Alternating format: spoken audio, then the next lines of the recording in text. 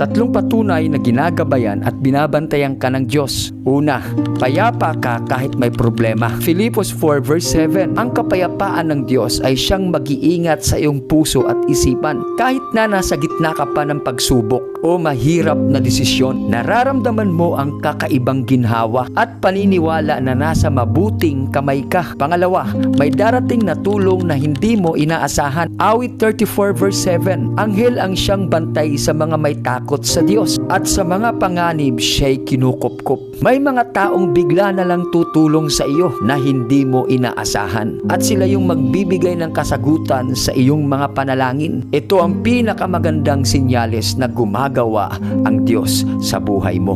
Pangatlo, lumalakas ka kahit pagod na. Isaiah 40 verse 29, pinapalakas ng Diyos ang mga napapagod at ang mga nanghihina. Minsan napanghihinaan tayo dahil sa ating mga karanasan at pagsubok sa buhay. Ngunit kapag nananalig tayo sa Diyos, siya ang nagbibigay ng bagong lakas para kayanin ang mga ito.